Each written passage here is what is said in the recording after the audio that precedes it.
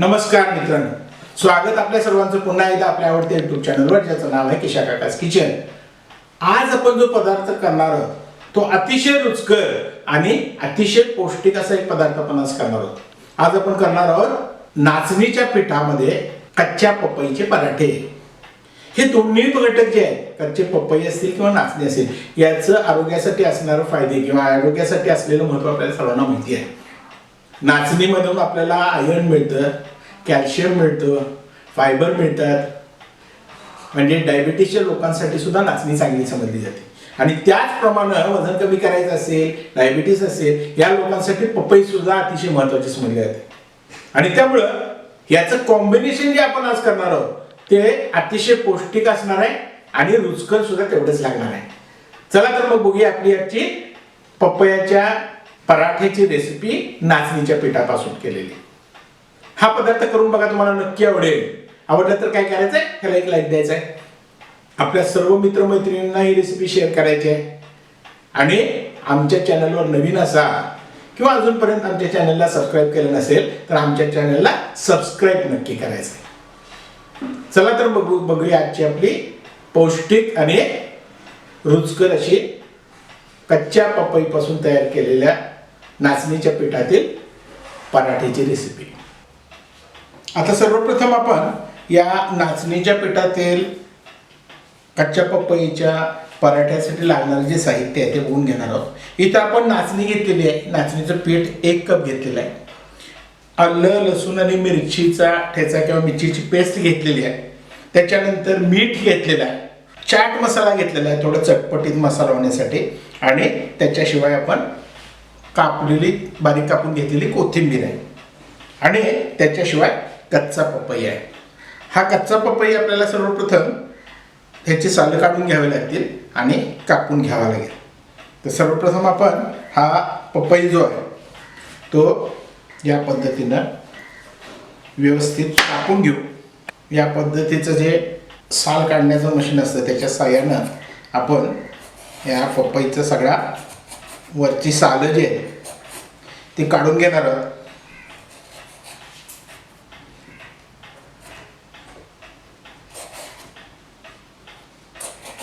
सगळ्या पपईची साल आपण या पद्धतीनं काढून घेऊ.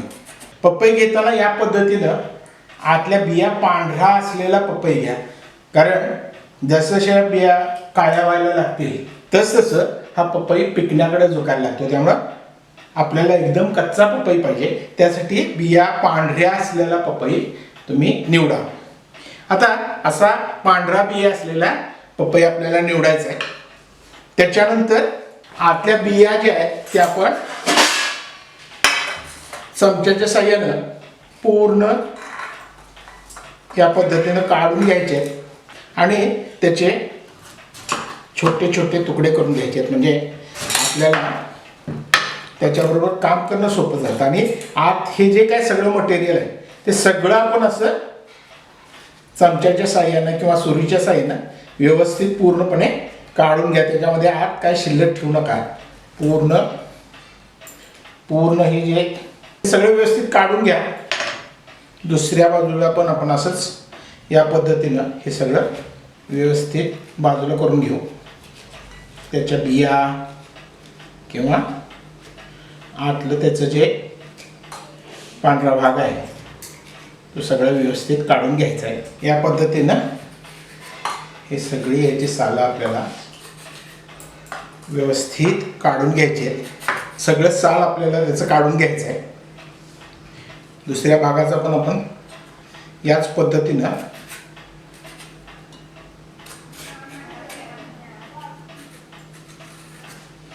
सालं काढून घेऊ.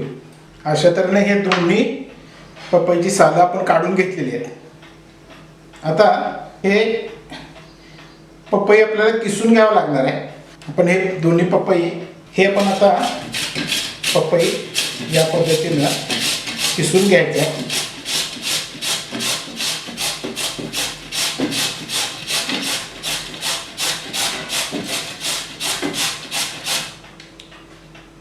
अशा तऱ्हेनं दोन्ही पपईचे तुकडे. हा सर्वप्रथम आता आपण हा किसलेला पपई जो आहे तो पिळून घेणार आहोत. यातलं सगळं पाणी काढून घेणार आहोत, कोरडा करून घेणार आहोत पूर्ण. कारण याचं सारण करताना आपल्याला हा पपई पूर्णपणे कोरडा असावा लागेल. त्यासाठी ह्या पूर्ण पिळून यातलं पाणी सगळं काढून टाकायचं आहे या पद्धतीने आणि आपण तो बाजूला ठेवून देऊ. त्याला जास्त प्रयत्न करावे लागत नाही. थोडं जरी पिळलं तरी त्याचं पाणी निघून जातं. आणि हा पपई सगळा जो आहे तर या पद्धतीने आपण पिळून घेणार आहोत. त्याचं पाणी सगळं वेगळं करून घेणार. अशा तऱ्हेनं आपला हा पपई सगळा पिळून झालेला आहे. आता आपण हा पपई आपला सगळा किसून त्यातलं पाणी काढून आपण घेतलेलं आहे. आता याच्यामध्ये आपण आपलं सारण तयार करून घेऊ.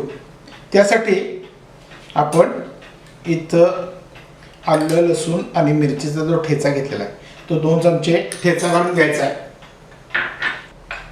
त्याच्यानंतर 1 चमचा चाट मसाला त्याच्यामध्ये घालणार आहोत आणि चवीनुसार मीठ घालून घ्यायचं आहे. आणि आपण जी कोथिंबीर घेतली होती बारीक चिरलेली ही सगळी कोथिंबीर त्याच्यामध्ये घालून घेणार आहोत. आणि हे सगळं मिश्रण जे आहे ते व्यवस्थित आपल्याला एकत्र मिसळून घ्यायचं आहे. या पद्धतीनं हे मिश्रण जे आहे ते सगळं आपल्याला व्यवस्थित मिसळून हे आपण बाजूला ठेवणार आहोत. आता मित्रांनो, आपण या पराठ्यासाठी नाचणीचं पीठ तयार करणार आहोत. त्यासाठी आपण 1 कप नाचणीचं पीठ घेतलेलं आहे आणि त्याच्या मापानंच आपण 1 कपच पाणीसुद्धा घेतलेलं आहे. आता आपण हे पाणी गरम करून घेणार आहोत. हे पाणी आपल्याला चांगलं गरम करून घ्यायचं आहे. त्याच्या आधी त्याच्यामध्ये पाणी गरम करत असताना त्याच्यामध्ये मीठ घालून घ्या. थोडं मीठ घाला. त्याच्या बरोबरीनं त्याच्यामध्ये आपण 1 चमचा तूप घालून घेणार आहोत. तूप नक्की घाला, कारण तूप जेवढं घालाल, तूप जर घातलं नाही तर तुमचं पीठ जे आहे ते नाचणीचं पीठ जास्त त्याच्याशी काम करणं थोडं अवघड होतं. त्यामुळे तूप मात्र नक्की घाला. हे थोडं पाणी उकळलं की त्याच्यामध्ये आपण नाचणीचं पीठ घालणार आहोत आणि त्याची उकड काढून घेणार आहोत. पाणी आता आपलं थोडंसं गरम व्हायला सुरुवात झालेली आहे. ते पाणी चांगलं गरम झालं की आपण त्याच्यामध्ये नाचणीचं पीठ घालून घेणार आहोत. आपलं पाणी आता उकळायला सुरुवात झालेली आहे. या पाण्यामध्ये आपण नाचणीचं पीठ घालून घेणार आहोत. हे सगळं नाचणीचं पीठ आपण त्याच्यामध्ये घालून घेणार आहोत. नाचणीचं पीठ त्यात घातलेलं आहे. ते चांगलं ढवळत आपण ते चांगलं मिक्स करून घेणार आहोत. त्याचे लम्स राहू देऊ नका. असं एखादं लाकडे तुमच्याकडे काठी असेल किंवा उलटण्याची मागची बाजू किंवा छोटंसं उलटणं वगैरे जर असेल त्याच्या साह्यानं मागच्या बाजूनं तुम्ही हे चांगलं मिसळून घ्या. आणि हे आपण थोडंसं 2 मिनटं झाकून ठेवणार आहोत. आणि आपण हा गॅस बंद करायचा आहे आणि हे थोडंसं शिजू द्यायचं आहे. त्याच्यात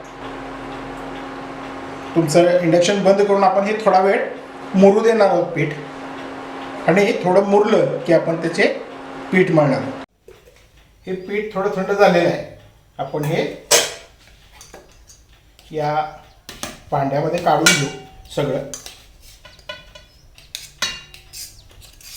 थोडं गरम असतानाच काढून घ्या, म्हणजे तुम्हाला ते पीठ मळायला व्यवस्थित जाईल. मळलं व्यवस्थित जातं. त्यामुळं गरम असतानाच थोडंसं हे पीठ काढून घ्या आणि आपण ते मळून घेणार. मळताना हाताला थोडासा तुपाचा हात लावून घ्या, म्हणजे व्यवस्थित मळलं जाईल पीठ. या पद्धतीनं पीठ मळून घ्यायचं आहे सगळं. या पद्धतीनं हे सगळं पीठ आपल्याला मळून घ्यायचं आहे. हा आपला आता पिठाचा गोळा मळून झालेला आहे. आता ह्याची आपण आपल्याला हव्या त्या आकाराचे पराठ्यासाठी लागणाऱ्या हव्या त्या आकाराचे गोळे काढून घेणार आहोत. साधारण या आकारामध्ये आपण पराठ्यासाठी याचे गोळे काढून घेणार आहोत. 1 कप पिठामध्ये साधारण आपले साधारण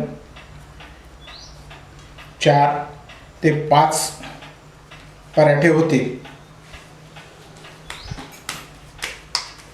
या पद्धतीनं गोळे करून घ्यायचे. आता यातला एक एक गोळा असा घेऊन आपण त्या गोळ्याच्या मध्ये या पद्धतीनं त्याला आकार देऊन त्याच्यामध्ये हे आपलं जे सारण आहे त्या सारणातलं थोडं थोडं सारण भरून घ्यायचं आहे. सारण या पद्धतीनं भरून घ्यायचं आहे आणि हे गोळे जे आहे ते या पद्धतीने बंद करून घ्यायचे आणि त्याला आपण लाटून घेणार आहोत. हातानेच त्याला थोडासा आकार द्या. थोडंसं पीठ घ्या आणि हातानेच त्याला असा व्यवस्थित आकार देऊन हे पराठे जे आहेत ते आपण या पद्धतीनं पसरून घेणार आहोत आणि या पद्धतीनं व्यवस्थित आपण ते लाटून घ्यायचे आहेत. हे पराठे मोठे होणार नाहीत. या पद्धतीनं हे पराठे सगळे व्यवस्थित लाटून घ्या. जास्त मोठे करू नका पराठे. हे सगळे पराठे आपण तव्यावर व्यवस्थित शेकून घेणार आहोत. हे सगळे पराठे आता आपण करून घेऊ. आता आपले हे पराठे जे आहेत ते या पद्धतीनं लाटून झालेले आहेत. आपण ते भाजून घेणार आहोत, शेकून घेणार आहोत तव्यावर. त्यासाठी पहिल्यांदा तव्याला थोडंसं तूप लावून घ्या. थोडंसं तूप लावून घ्या आणि हा जो पराठा आहे हा या पद्धतीनं तुपावर दोन्ही बाजूनं आपण खरपूस भाजून घेणार आहोत. बाजूनं थोडंसं तूप सोडून आपण हा पराठा जो आहे तो भाजून घेणार आहोत. तूप थोडं कमी सोडलं तरी चालेल. या बाजूनं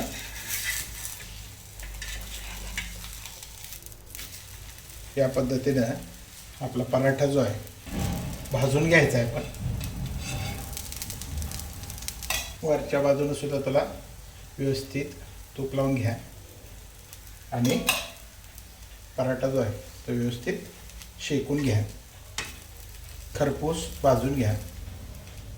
हे पराठे जास्त मोठे करू नका कारण नाचणीचं पीठ असल्यामुळं आणि पीठ गरम असतानाच ते एक तर गरम असलं पाहिजे आणि दुसरं म्हणजे तुमचं सारण जे आहे ते सारण व्यवस्थित त्यातलं पाणी निघून गेलेलं असलं पाहिजे, कोरडं असलं पाहिजे. पहिला पराठा व्यवस्थित भाजून झालेला आहे. आता याच पद्धतीनं आपले सगळे पराठे आपण दोन्ही बाजूनं व्यवस्थित शेकून घेणार आहोत, भाजून घेणार आहोत. मित्रांनो, आपले हे नाचणीच्या पिठापासून तयार केलेले कच्च्या पपईचे पराठे तयार झालेले आहेत. ही रेसिपी अतिशय पौष्टिक आणि चवीला सुद्धा अतिशय सुंदर लागते. ह्याच्यामध्ये काही गोष्टीची आपण थोडीशी जर काळजी घेतली म्हणजे याच्या आतलं सारण जे आहे ते पूर्णपणे कोरडं करून घेतलं आणि नाचणीचं पीठ ज्यावेळी आपण त्याची उकड काढतो त्यावेळी ते गरम गरम असताना तुम्ही जर ते लाटलं तर याचे पराठे अगदी व्यवस्थित होतात.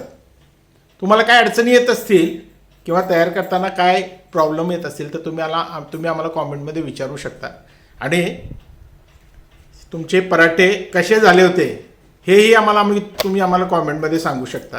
पदार्थ जो तो डायबिटीस असणाऱ्या लोकांसाठी किंवा सर्वांसाठीच हा अतिशय पौष्टिक पदार्थ आहे. हा तुम्ही करून बघा, तुम्हाला नक्की आवडेल. आवडला तर काय करायचं आहे, आमच्या रेसिपीला एक लाईक द्यायचा आहे. आपल्या सर्व मित्रमैत्रिणींना ही रेसिपी शेअर करायची आहे.